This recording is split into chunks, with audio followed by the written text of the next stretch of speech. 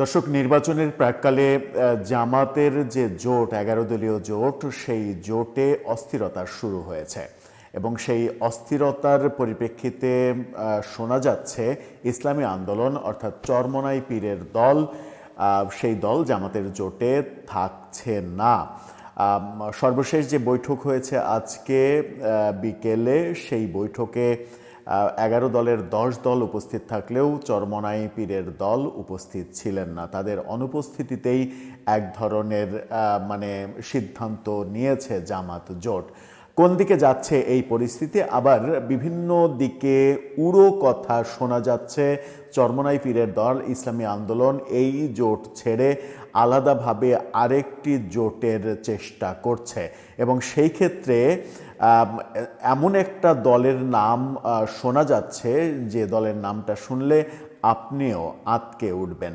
যদি চরমোনাই পীরের দল, ইসলামী আন্দোলন জাতীয় পার্টির সঙ্গে জোট করে ফেলে, তাহলে ব্যাপারটা কেমন লাগবে?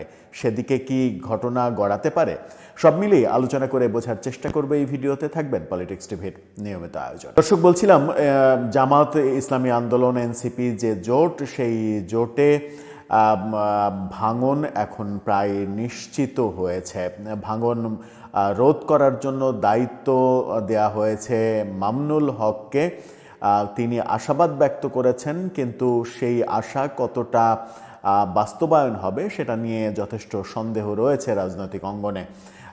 এরকম পরিস্থিতিতে আজকে দেখেছি যে এই জোটের বৈঠক হয়েছে ইসলামী আন্দোলনকে বাদ দিয়ে। চরমোনাই পীরের কোনো প্রতিনিধি এই মিটিংয়ে ছিলেন না। 10 দল তারা মিটিং করেছে এবং 10 দলের এই মিটিংয়ে 250 আসনে 10 দলের সমঝোতা চূড়ান্ত হয়েছে, যেটা আজকে ঘোষণা করার কথা আনুষ্ঠানিকভাবে। আজকেই ঘোষণা করবেন তারা, এরকমটাই আমরা জানি। এই 250 আসনে যে সমঝোতা হলো 10 দলের, বাকি 50 আসন চরমোনাই পীর অর্থাৎ ইসলামী আন্দোলনের জন্য রাখা হয়েছে। যদি শেষ পর্যন্ত ইসলামী আন্দোলন এই জোটে থাকেন, তাহলে তাদেরকে 50 আসন ছাড়বে জামাত, এটা নিশ্চিত হয়েছে। অর্থাৎ 40 থেকে 10টা বেড়েছে 50, কিন্তু ইসলামী আন্দোলনের দাবি 80টি আসন। 80টি না পেলে তারা সমঝোতা করতে চায় না, এরকম অবস্থান তাদের ছিল। জামাত সব শেষে 10টি বাড়িয়ে 50টাতে রাজি হয়েছে এবং 50টা ফাঁকা রেখে 10 দলের সমঝোতা চূড়ান্ত হয়েছে, এমনটা জানানো হয়েছে।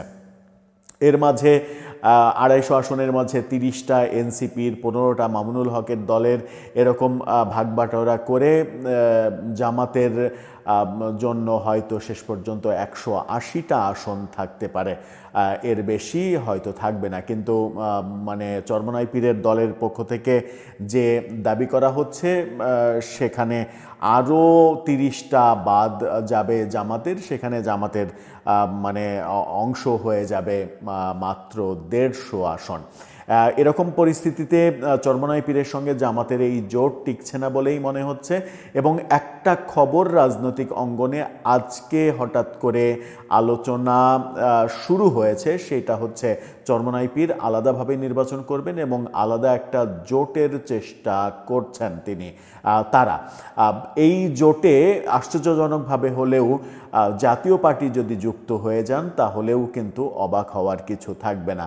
চরমোনাই পীরের দলের সঙ্গে যদি জাতীয় পার্টির জোট হয়ে যায়, সেটা আগামী নির্বাচনে নতুন একটা খেলা হতে পারে এবং সেই খেলায় যদি রাজনৈতিক দল হিসেবে আওয়ামী লীগ যোগ দেয়, কারণ চরমোনাই পীরের এই দলের বিরুদ্ধে অনেক দিন থেকেই অভিযোগ রয়েছে। আওয়ামী লীগের সময় আওয়ামী লীগের খুবই ঘনিষ্ঠ হিসেবে পরিচিত ছিল এই দলটি এবং আওয়ামী লীগের প্রত্যেকটা নির্বাচনেই তারা অংশ নিয়েছে। হঠাৎ করেই 24-এর যে প্রেক্ষাপট চেঞ্জ, সেই প্রেক্ষাপট চেঞ্জের পরে চরমোনাই পীরকে আওয়ামী বিরোধী শক্তি হিসেবে আমরা দেখছি। কিন্তু অনেকে অভিযোগ করেন আওয়ামী লীগের সময় তারা আওয়ামী লীগের সাথে সখ্যতা রেখেই তাদের রাজনৈতিক কর্মকাণ্ড করেছে এবং নির্বাচনে অংশগ্রহণ করেছে। সর্বশেষ মুফতি ফয়জুল করিম, তিনি বরিশাল সিটি কর্পোরেশন নির্বাচনেও অংশগ্রহণ করেছিলেন, যে নির্বাচনে অংশগ্রহণ করে তিনি পরাজিত হয়েছিলেন এবং শারীরিকভাবে লাঞ্ছিত হয়েছিলেন। সেই সময় অভিযোগ করা হয়েছিল যে তার দন্ত মোবারকে আঘাত করা হয়েছে। এরকম ব্যাপারগুলো যখন আমরা শুনছি, তখন যদি চরমোনাই পীরের এই দলের সঙ্গে জাতীয় পার্টির জোট আমরা দেখি, এই ঘটনা যদি ঘটে যায়, মানে অনাকাঙ্ক্ষিত এই ঘটনা কিংবা অপ্রত্যাশিত একটা ঘটনা, যে কেউ শুনলে আঁতকে ওঠার মতো ঘটনা, এরকম যদি ঘটনা ঘটে যায়, তাহলে কি রাজনীতির গতি প্রকৃতি পরিবর্তন হয়ে যাচ্ছে পুরোপুরি? এবং জাতীয় পার্টি চরমোনাই পীরকে নিয়ে আলাদা জোট করতে পারলে, চরমোনাই পীরের সঙ্গে জাতীয় পার্টির ঐতিহাসিকভাবেই সম্পর্ক ভালো ছিল। এরশাদ আমলেও মানে চরমোনাই পীরের সঙ্গে এরশাদের ভালো সম্পর্ক আমরা দেখেছি। সেই ঐতিহাসিক কারণে তারা যদি এক জায়গায় হয়ে যায় এবং পেছনে আওয়ামী লীগের যদি একটা ব্যাকআপ পেয়ে যায়, তাহলে তারা এতটাই ভালো রেজাল্ট করতে পারে আগামী নির্বাচনে, যেখানে তারা সরকার গঠন করতে না পারলেও বিরোধী দলের আসনটা নিশ্চিত করে ফেলতে পারে।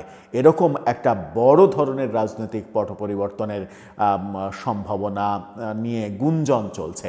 এর সত্যতা সম্পর্কে বিন্দুমাত্র আমার কোনো মানে নেই, মানে কি বলে যে গ্রহণযোগ্য কোনো তথ্য উপাত্ত নেই, কিন্তু এই গুঞ্জনটা শুরু হয়েছে, যে গুঞ্জনটা খুবই গুরুত্বপূর্ণ বাংলাদেশের রাজনীতিতে। দর্শক, আপনার কি মনে হয়, এরকম গুঞ্জন কি সত্য হওয়ার সম্ভাবনা রয়েছে? কিংবা আপনি কি মনে করেন যে যত যাই হোক, আজকে হয়তো সিদ্ধান্ত হচ্ছে না, আবার দেখা যাচ্ছে যে এই ভিডিও দেখতে দেখতে আবার সিদ্ধান্ত হয়ে গেছে যে চরমোনাই পীর জামাত এক হয়ে গেছে, আবার 20 তারিখ আসতে আসতে আবার ভাঙন হতে পারে? রাজনীতিতে অনেক কিছুই হতে পারে। সেই অনেক কিছু হওয়ার মধ্যে এটাও কি হতে পারে যে জাতীয় পার্টির সঙ্গে চরমোনাই পীরের দলের জোট? আপনার মতামত জানিয়ে লিখতে পারেন আমাদের।